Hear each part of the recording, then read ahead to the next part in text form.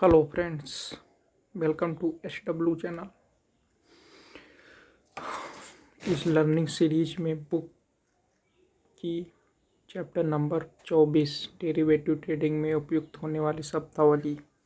आप सभी लोग जिन लोगों ने अभी तक इन वीडियो की सीक्वेंस नहीं देखी है, 1 से 23 चैप्टर पढ़ चुके हैं तो देख लीजिए, वरना कुछ समझ में नहीं आएगा। और वीडियो पूरा देखें और उसको समझें, और जो समझ में ना आए तो इसमें फ़ोटो पड़े हुए हैं, आप फ़ोटो देख सकते हैं, उसमें पढ़ सकते हैं। इस तरह का कंटेंट आपको कहीं नहीं मिलेगा।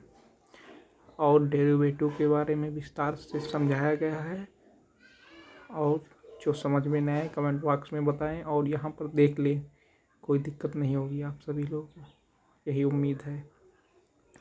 डेरिवेटिव इंडिया में बहुत पॉपुलर है। इंडेक्स तो आप लोग जानते हैं, क्योंकि BSE NSE जो उसमें कंपनियां होती हैं उनका इंडेक्स होता है। जैसे सेंसेक्स में 30 कंपनियां होती हैं, उनका इंडेक्स, जैसे सेंसेक्स इंडेक्स है। निफ्टी 50 में 50 कंपनियां होती हैं इंडिया की टॉप, इसका भी इंडेक्स होता है। बैंक निफ्टी टॉप कंपनी होती, इसी तरह इंडेक्स होते हैं, इन्हीं में इंडेक्स काम करते हैं। आप अच्छी तरीक़ा से देख सकते हैं। छोटा वीडियो होता है, इसीलिए हम लोग बनाते हैं छोटा वीडियो कि आप लोग आसानी से समझ सके, और आपको हम प्रैक्टिकल नॉलेज प्रोवाइड करवाते हैं। थ्योरिटिकल नॉलेज इस बुक में दिया है, तो आप देख सकते हैं, पढ़ भी सकते हैं, किस तरह मार्केट काम करती है, आप अच्छी तरीके से जान सकते हैं। डेरिवेटिव में एक सब्जेक्ट होता है ऑप्शन। ऑप्शन एक बहुत पॉपुलर और बहुत इंटरेस्टिंग सब्जेक्ट है, जिसके तहत आप जल्दी से पैसे कमा सकते हैं। ऑप्शन में 2 प्रकार होते हैं, जैसे बाई और सेल। बाई करने में ऑप्शन में जो पैसे लगते हैं वो कम लगते हैं, और सेल करने में ऑप्शन पैसे ज़्यादा लगते हैं। लेकिन जो नेचुरली एडवांटेज है उस सेलर का ज़्यादा होता है। 66.6% चांस होते हैं कि सेलर विन करेगा। 33.3% चांस होता है कि बायर विन करेगा। क्योंकि अपने यहाँ जो ऑप्शन और मार्केट है वो 2 टेक्निक पर काम करती है, जैसे यूरोपियन मार्केट और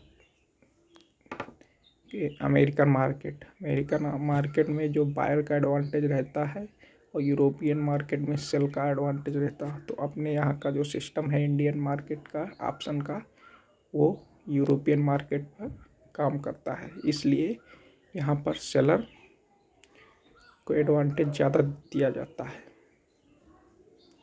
इसलिए जो सेलर है वो मल्टीपल टाइम पैसा ज़्यादा बनाएगा।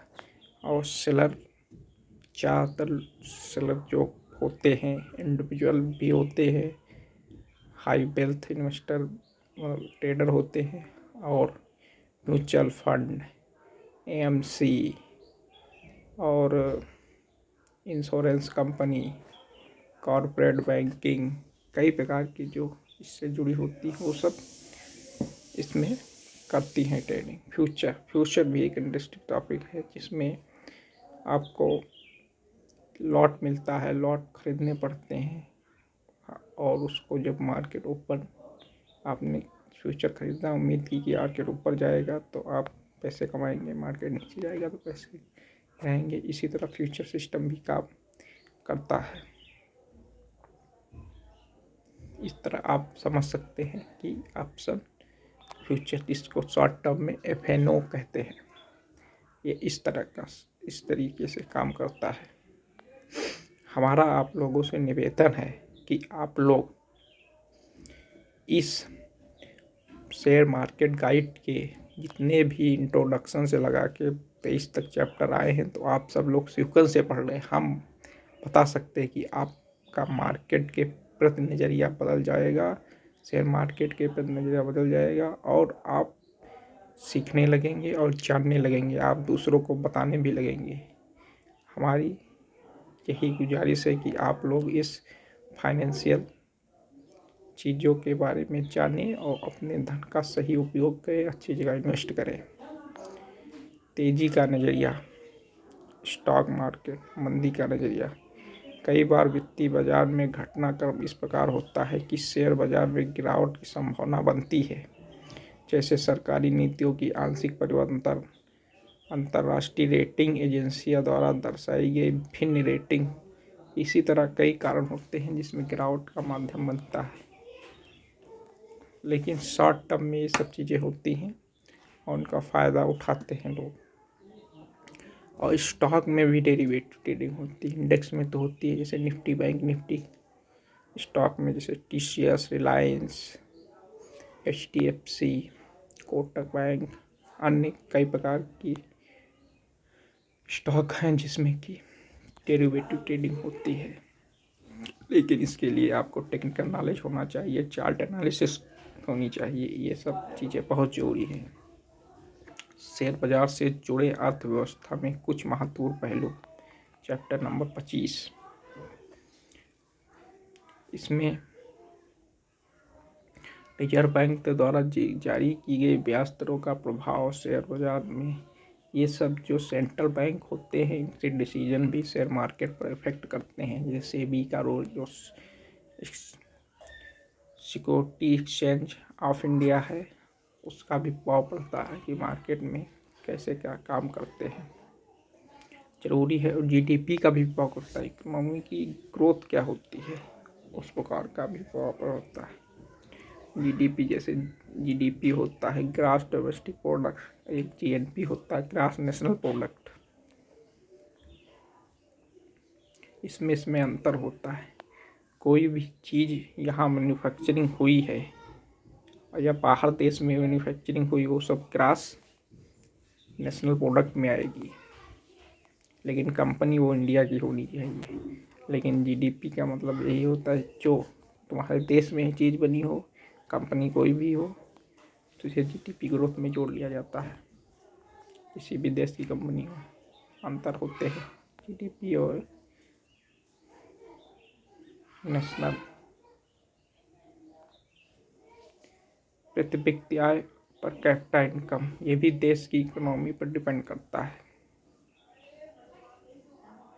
जिस देश की प्रति कैपिटा इनकम व्यक्ति ज़्यादा होगी, उस देश में कंजम्पशन डिमांड भी अच्छी होगी और ग्रोथ अपॉर्चुनिटी भले ही स्लो हो लेकिन सस्टेन होगी और स्टेबल होगी।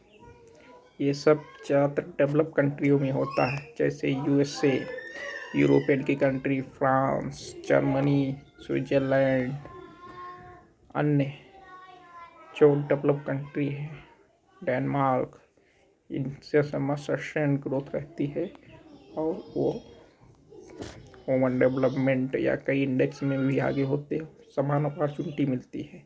जो डेवलपिंग कंट्री है, भारत, बांग्लादेश, अफगानिस्तान, अन्य प्रकार की जो कंट्री है, चाइना, ये सब जो कंट्री हैं इनमें इनइक्वलिटी का विकास होता है, जिसमें हर व्यक्ति को हर प्रकार की सुविधा नहीं मिल पाती है। इसका कारण है lack of knowledge, lack of education, inequality of economy, और कुछ सोशल स्ट्रक्चर भी इसमें आते हैं जो उनको प्रोवाइड नहीं किया जा सकते हैं। जैसे हेल्थ स्ट्रक्चर में बहुत चीज़ें इनकी प्रोवाइड नहीं की जा सकती, ये सब रीजन हो जाते। इसके लिए सरकार जोर शोर से प्रयास करती रहती है और चलता रहता है।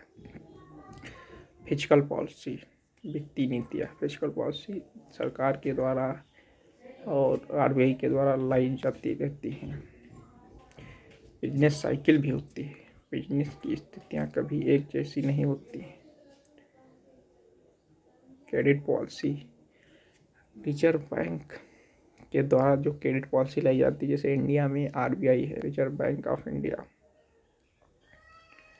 भारतीय रिजर्व बैंक ऑफ इंडिया, ठीक। अन्य बैंकों के लिए नीति नियम बनता है तथा उनके लेन देन पर नजर रखता है। रिवर्स रेपो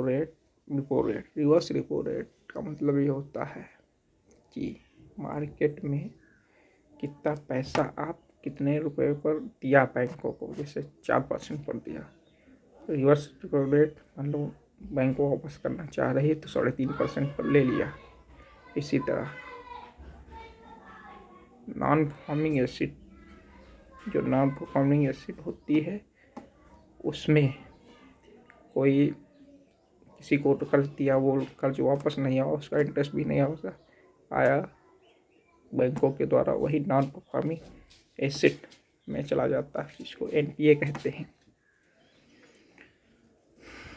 मंदी के मायने अर्थव्यवस्था में स्लो डाउन व अर्थव्यवस्था में कोई चीज़ की गड़बड़ी या ग्लोबल सिस्टम में कुछ गड़बड़ी, किसी देश में अटैक कर दिया या कोई भी सप्लाई चेन बाधित हो गई, मैन्युफैक्चरिंग कमज़ोर पड़ गई, यही सब अर्थव्यवस्था की मंदी के कारण होते हैं।